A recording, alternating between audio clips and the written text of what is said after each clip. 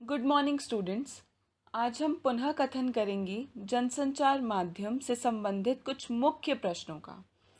इन प्रश्नों को समझने का प्रयास करेंगे, इन्हें पुनः स्मरण करने का प्रयास करेंगे ताकि आप इन्हें पूर्ण रूप से समझ पाएं कि इनका अर्थ क्या है, यानी जनसंचार माध्यम क्या है और उसके अंदर ऐसी कौन सी विधियां हैं या कौन सी चीज़ें हैं जो मुख्य रूप से कार्य करती हैं। तो आपके समक्ष कुछ मुख्य प्रश्न हैं जिन्हें हम पढ़ेंगे और समझते हैं। जनसंचार के कौन कौन से लोकप्रिय माध्यम वर्तमान में प्रचलित हैं? तो आज के समय में जनसंचार के कौन से ऐसे माध्यम हैं जो प्रचलित हैं? टेलीविज़न, इंटरनेट लोकप्रिय है क्योंकि मुख्य रूप से टेलीविज़न जो है वो दृश्य और श्रव्य दोनों माध्यम है, यानी दृश्य यानी देख सकते हैं और श्रव्य यानी सुनने वाला। इंटरनेट एक ऐसा लोकप्रिय माध्यम है आज के समय में, प्रासंगिक रूप से हम देखें तो, कि उस पर हर तरह की सुविधाएं उपलब्ध हैं, चाहे वो टेलीविज़न से रिलेटेड हो, रेडियो से रिलेटेड हो, या यूँ कहें कि समाचार पत्रों से रिलेटेड हो, एंटरटेनमेंट से रिलेटेड हो। हर चीज़ जो है वो, किताबें हो, हर चीज़ हमें एक ही स्थान पर उपलब्ध हो जाती है। तो ये सबसे महत्वपूर्ण जनसंचार के माध्यम वर्तमान समय में माने जाते हैं। समाचार लेखन के 6 कारक कौन से हैं? समाचार लिखते समय हम किस प्रकार से लिखते हैं, उस खबर में क्या क्या होना चाहिए। तो जो भी खबर हम लिख रहे हैं उसमें 6 प्रकार कुछ इस प्रकार हैं, जैसे कौन, कहाँ, क्या, कब, क्यों, कैसे। यानी ये जो घटना हम जिसका वर्णन कर रहे हैं वो क्या घटना है, कौन सी घटना है, कहाँ की घटना है, कब घटी, क्यों घटी और कैसे घटी, इसका पूरा वर्णन उस खबर में होना चाहिए। भारत का पहला छापाखाना कब और कहाँ खुला? भारत का जो पहला छापाखाना है यानी प्रिंटिंग प्रेस जो है वो सर्वप्रथम गोवा में खुला था। 1556 में पहला छापाखाना खुला था और इसका जो प्रयोग है वो मिशनरियों ने, धर्म यानी ईसाई धर्म के जो लोग थे, और जब जो अंग्रेज़ भारत आए थे उन्होंने सबसे पहला छापाखाना हिंदुस्तान में खोला था। हिंदी में प्रकाशित होने वाली मुख्य समाचार पत्रों के नाम क्या हैं? हिंदी में जो प्रकाशित होती है, अंग्रेज़ी तो आपको पता है कि चाहे वो हिंदुस्तान टाइम्स है या टाइम्स ऑफ इंडिया है, ये सारी अंग्रेज़ी पत्रकारिताएं जो हिंदुस्तान में लगभग जो छापी जाती हैं। तो हिंदी की जो प्रकाशित होने वाली है हिंदी लिपि में वो है नवभारत टाइम्स, हिंदुस्तान, दैनिक जागरण, अमर उजाला, दैनिक भास्कर आदि। ये सारी जो हैं वो हिंदी लिपि में, देवनागरी लिपि में छापी जाती हैं। समाचार पत्र। उल्टा पिरामिड शैली किसे कहते हैं? समाचार लेखन की लोकप्रिय शैली को उल्टा पिरामिड शैली कहते हैं। तो ये सबसे समाचार लेखन में सबसे लोकप्रिय शैली है, यानी जो भी खबर जो है लिखी जाती है वो कुछ इस प्रकार उल्टा पिरामिड शैली में लिखी जाती है। तो वो किस रूप में होती है? इसमें सबसे पहले महत्वपूर्ण तथ्य को सबसे पहले रखा जाता है, यानी जब आप समाचार पत्र लिख रहे हैं तो उस समय हम सबसे पहले जो महत्वपूर्ण तथ्य हैं, यानी जो उस घटना से संबंधित जो महत्वपूर्ण फैक्ट्स हैं उन्हें लिखते हैं। उसके बाद मुख्य बिंदु बताने के बाद उसके बाद हम घटना जो घटी है उसका जो क्रम है उसको बताते हैं कि वो किस प्रकार से घटी, कैसे शुरुआत हुई, कहाँ पर हुई, इसका मतलब होता है। और अंत में क्लाइमेक्स। तो अंत में यानी क्या संभव हुआ, क्या देखने को मिलता है, वो पूर्ण रूप से बताया जाता है, जिसमें हम कहते हैं इंट्रो, मध्य और अंत। और इसी रूप से उल्टा पिरामिड शैली के रूप में ही समाचार पत्र में जो समाचार लिखे जाते हैं वो इसी रूप में लिखे जाते हैं। नाटक के तत्व कौन कौन से हैं? नाटक के तत्व समय का बंधन है, शब्द है, नाटकीयता है, संवाद है, द्वंद्व है, चरित्र योजना है, भाषा शब्द है, ध्वनि योजना, प्रकाश योजना, वेशभूषा, रंगमंचता।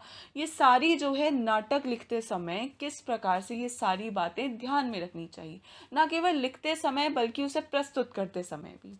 जैसे समय का बंधन, नाटक कितना छोटा है, बड़ा है, कितने दिनों तक चलेगा, उसकी एक रूपरेखा तैयार की जाती है। शब्द कौन से होंगे, किस तरह की लिपि में वो लिखा जाएगा। इसके साथ ही नाटकीयता, वो लगना चाहिए कि वो नाटक है, वो एक कहानी के माध्यम से नहीं लगना चाहिए, उसमें एक्शंस होने चाहिए। संवाद यानी बातचीत, द्वंद्व होने चाहिए, चरित्र योजना होनी चाहिए, जो भी हम पात्र उसमें डाल रहे हैं उनका एक चरित्र निर्माण होना चाहिए, यानी वो पात्र के बारे में जानते ही, पढ़ते ही, देखते ही वो हूबहू पात्र का जो चित्र है हमारे सामने उपस्थित होना चाहिए। भाषा शैली सरल होनी चाहिए, सहज होनी चाहिए, ध्वनि योजना होनी चाहिए, साउंड इफेक्ट होना चाहिए, प्रकाश योजना होनी चाहिए, वेशभूषा का ध्यान यानी कपड़ों का ध्यान रखा जाना चाहिए, रंगमंचयता यानी जब उसे परफॉर्म किया जाएगा तो वो किस प्रकार से, कितने बड़े मंच की उसके लिए आवश्यकता होगी, इसका ध्यान भी उसमें रखा जाना चाहिए। जनसंचार का माध्यम कौन कौन सा है? जनसंचार के माध्यम आप सबको पता है कौन से हैं, जो अधिक जनता तक हम पहुंचा पाते हैं, तो वो है मुद्रित माध्यम, प्रिंट माध्यम, टेलीविज़न और रेडियो, इंटरनेट, ये सभी जनसंचार माध्यम हैं। जनसंचार का सबसे प्राचीन माध्यम कौन सा है? आप सबको पता है कौन सा है? प्रिंट यानी मुद्रित माध्यम। तो समाचार पत्र, पत्रिकाएं, किताबें इसके अंतर्गत आती हैं। रेडियो जनसंचार का कैसा माध्यम है? रेडियो जनसंचार का श्रव्य माध्यम है, क्योंकि हम केवल उसे सुन सकते हैं। शब्द, ध्वनि, स्वर से जुड़ा हुआ माध्यम है। इसमें समाचार भी आता है, कहानी भी आती है और वार्तालाप भी होता है। और इसी के साथ हम देख सकते हैं कि किस प्रकार से मनोरंजक जो कार्यक्रम है वो भी आयोजित कराए जाते हैं। तो ये सारे रेडियो के जनसंचार माध्यम के अंतर्गत की चीज़ें हैं। उल्टा पिरामिड शैली से आप क्या समझते हैं? उल्टा पिरामिड शैली समाचार का एक प्रमुख शैली है, जो इसे हम विस्तार में पढ़ रहे हैं अब।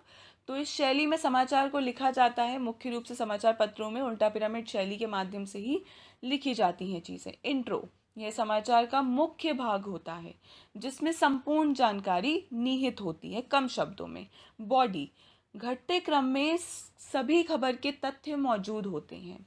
इसमें इंट्रो में दिए गए जो संपूर्ण जानकारी है वो कम जानकारी होती है। तो जो तथ्य हैं उन्हें एक एक क्रम के साथ, उसे कि पहले ये हुआ, ये घटा, उसे दर्शाया जाता है।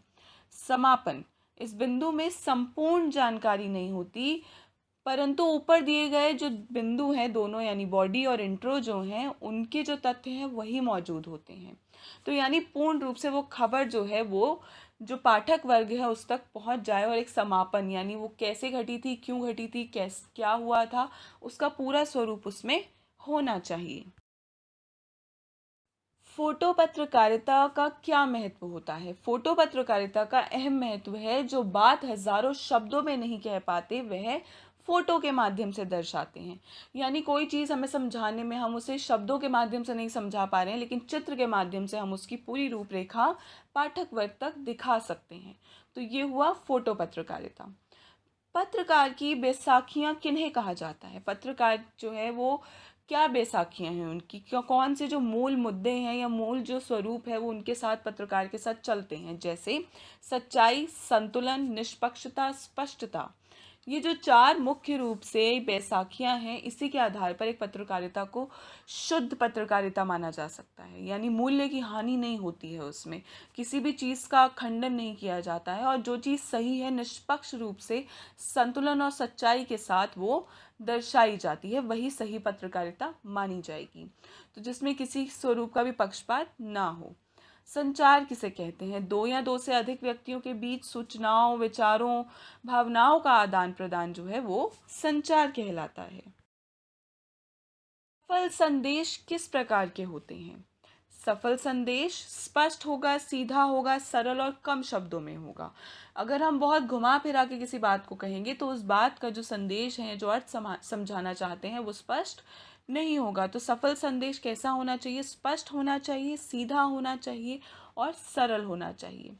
फीडबैक पद्धति क्या है? फीडबैक पद्धति के माध्यम से संदेश ठीक प्रकार से प्राप्तकर्ता तक पहुंच गया या नहीं पहुंचा, इसकी संपूर्ण जानकारी प्राप्तकर्ता जो है वो वापस से किसे देगा? जिसने उसे ये जानकारी दी थी, तो संदेश देने वाले को। तो एक सुधार की आवश्यकता है या नहीं है, वो संदेश जो हमने दिया है वो ठीक मात्रा में पहुंचा या नहीं पहुंचा, वो समझ आया या नहीं समझ आया, ये सारी जो चीज़ें हैं वो फीडबैक के अंतर्गत आती हैं। संचार के मुख्य जो कौन कौन से प्रकार माने जाते हैं? संचार की जैसे सांकेतिक, संकेतों के माध्यम से, मौखिक और अमौखिक, आंखों के इशारों के माध्यम से हो सकता है, मौखिक यानी बोलकर, अंतर्व्यक्ति यानी किस प्रकार से हम खुद ही से एक सवाल जवाब करते हैं, खुद ही एक प्रश्न सोचा और उसका उत्तर भी खुद को खुद ही दिया, और व्यक्तित्व होता है कि किस प्रकार से हमने दूसरे व्यक्तियों से हम संवाद कर रहे हैं और एक जानकारी प्राप्त करने का एक साधन मात्र है। समूह संचार एक सभा के रूप में जब होता है। जनसंचार यानी आप सबको पता है टेलीविज़न, जब बहुत अधिक मात्रा में लोगों तक कोई संदेश या जानकारी सूचना पहुंचानी हो। तो आज हमने किस प्रकार से जनसंचार माध्यम के कुछ मुख्य प्रश्नों की चर्चा की, उनका पुनः कथन किया और समझने का प्रयास किया। आशा है आपको ये समझ में आए होंगे। धन्यवाद।